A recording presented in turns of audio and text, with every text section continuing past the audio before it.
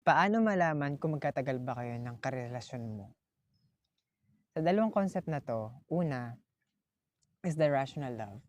The side ko is the feelings love. Sarili ko 'tong concept. Rational love is brain. Sila yung mga taong with boundaries. At meron silang classification para ma-distinguish nila kung sino ba yung taong gugustuhin nila or pabor sa kanila. Sila yung mga taong hindi basta-basta pag nakatingin dun sa kaliwa, sa kanan, may maganda, may gwapo, is lalapitan nila at i-chase agad. Sila yung mga taong hindi agad na-attract sa eyes kung ano nakikita nila. They're basing kung pasok ba to standard ko at sa gusto ko. Yung feelings love ay sila yung mga taong they're basing the feelings sa feelings. May 4 na klase ng tao dito nakapaloob. Una, OA. Sila yung mga taong, hindi ka nag-chat kanina. Kala ko kung ano na nangyari sa'yo.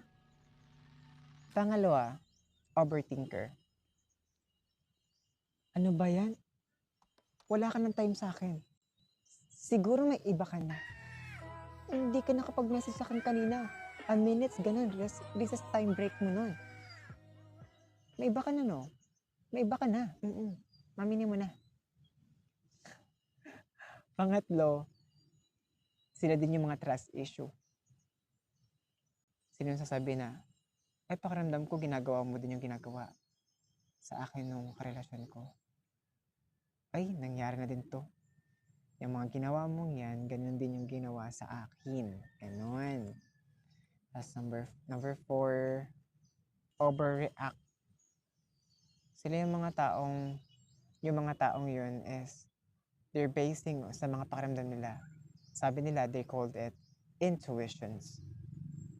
Yung parang nagbe-base sila sa mga pakiramdam nila.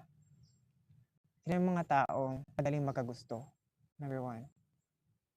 Madaling makagusto din.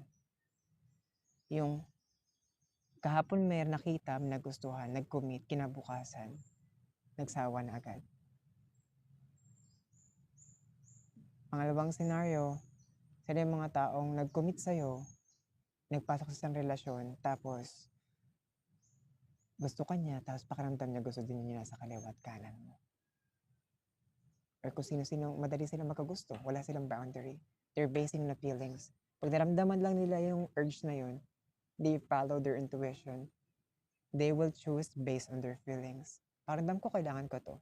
Tapos later on, pag na-receive mo, binili mo, nagustuhan mo, unang kita mo, tapos pag naano mo pala, nagamit mo, ay, hindi pala siya ganun yung inaasahan ko. Isa nga ako dito.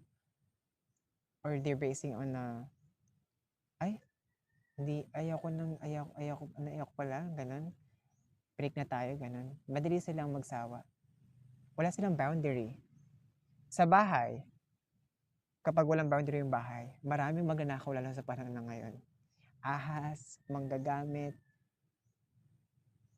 mga user, mga pampalipas ng oras ka. Kung wala silang boundary, pinapasok sa bahay nila. Ninanakawan sila. That's the problem ng feelings love. Sa dalawang to, para sa akin, makakanap ko ng true relationship sa rational love. Which is rational love is also the brain, which is decision making. Love is decision. Sacrifice siya. If utakan to, hindi siya magabasa sa feelings niya. Kung anong pinapakita mo sa kanya, yun yung isasave niya sa utak niya. Hindi yung kung anong pinaparamdam mo sa kanya. Love is all about action, sacrifice. Kung ano yung pinaparamdam mo sa kanya, yun yung itatabi niya sa utak niya.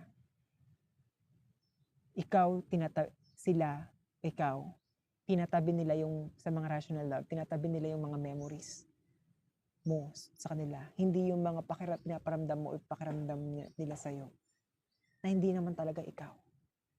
Madaling masira ang relationship kung ganun.